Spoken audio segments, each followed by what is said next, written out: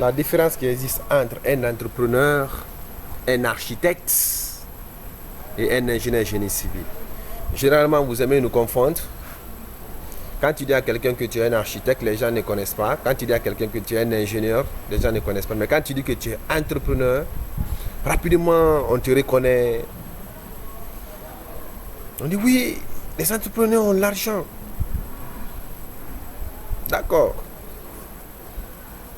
Ils ont l'argent, oui. Reconnaissons. Alors, ce matin, je vais vous expliquer la différence entre un entrepreneur, un architecte et un ingénieur génie civil. Un ingénieur génie civil est chargé de développer toutes les infrastructures d'un pays. C'est-à-dire développer, c'est quoi? C'est-à-dire construire, participer à la construction. Que ce soit un bâtiment, que ce soit un pont, il est capable de les développer tous. Les infrastructures d'un pays ou d'une ville. L'architecture aussi, c'est quoi?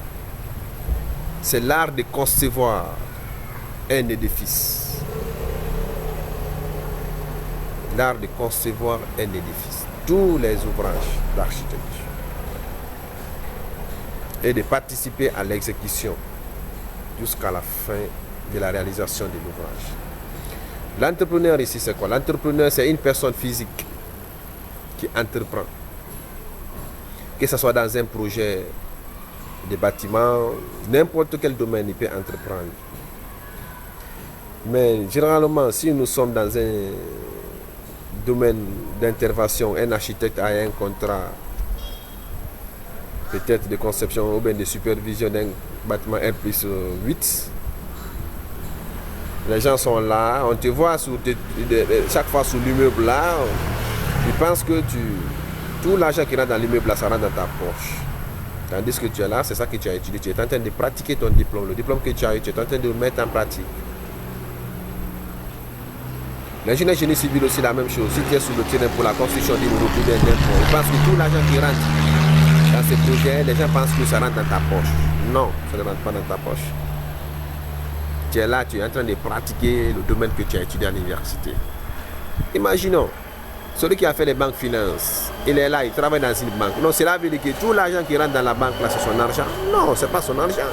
Mais plutôt c'est son domaine d'expertise, c'est là-bas qu'il travaille. Mais plutôt un entrepreneur, lui, il cherche des marchés. Il peut avoir un marché à 1,5 milliard et qu'il l'exécute à 1,2 milliard. Donc les 300, c'est son intérêt. Il peut aussi avoir un marché à 1,5 milliard et qu'il l'exécute à 2 milliards. Vous avez vu ce qu'il a perdu. Donc il y a des hauts et des bas dans l'entrepreneuriat. Un entrepreneur peut être un architecte. Un entrepreneur peut être un ingénieur génie civil. Vous comprenez? Et un ingénieur génie civil aussi peut être un entrepreneur. Et un architecte aussi peut être un entrepreneur. Un entrepreneur aussi peut être un analphabète. Il est là, il a des moyens, il est habitué, c'est un homme d'affaires, mais il n'est pas lettré. Il est illettré. Il ne sait pas lire, mais à son sein, il a des petits, il a des connaissances, des ingénieurs, des architectes qui travaillent pour lui. C'est un grand homme d'affaires, il fait plein de choses, il a l'argent, mais ce n'est pas son domaine d'expertise. Donc, ne confondez plus entre un architecte, un ingénieur génie civil et un entrepreneur. Un architecte, c'est une étude universitaire, c'est un diplôme que tu as qui concerne la construction. Tu peux intervenir dans la construction. Ça ne veut pas dire que tu es entrepreneur. Mais tu peux être aussi entrepreneur. Un ingénieur génie civil aussi, c'est la même chose. C'est une étude universitaire. Tu as ton diplôme. Tu as des marchés. Tu peux ne pas être entrepreneur. Mais tu peux aussi être entrepreneur. Tu peux te lancer dans l'entrepreneuriat. Mais un entrepreneur ne peut ne pas être un architecte, ne peut ne pas être un ingénieur génie civil. Il peut être analphabète, il peut être n'importe quelle personne, il peut être économiste, il peut être n'importe quelle personne. Donc, madame, messieurs, mes frères et sœurs, prochainement ne confondez pas un entrepreneur simple et un architecte. Celui qui te dit qu'il est entrepreneur, demande-lui d'abord, c'est quoi son domaine d'expertise? Non, je suis ingénieur. Ah, ok, c'est un ingénieur architecte. Tu es entrepreneur, ok, c'est quoi ton domaine d'expertise? Demande-lui d'abord. Il dit non, je suis architecte. Ah, ok, c'est un architecte entrepreneur.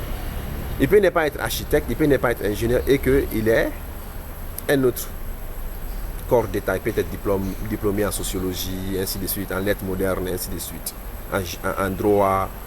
Donc tout dépend.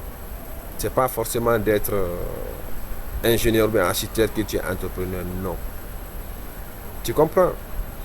Merci pour la concentration, merci pour l'intention que tu as pour moi. Donc je te conseille de t'abonner encore sur ma chaîne YouTube afin qu'on puisse développer nos idées au fur et à mesure avec vous. Merci, moi c'est Lenosa Ibrahima, votre frère. Je suis ingénieur génie civil spécialisé en ouvrage d'art et hydraulique. Si tu ne connais pas aussi ouvrage d'art et hydraulique, tu peux me poser des questions en commentaire, je vais te répondre clairement. Merci, n'oublie pas de t'abonner, nous sommes ensemble. Passe excellent week-end.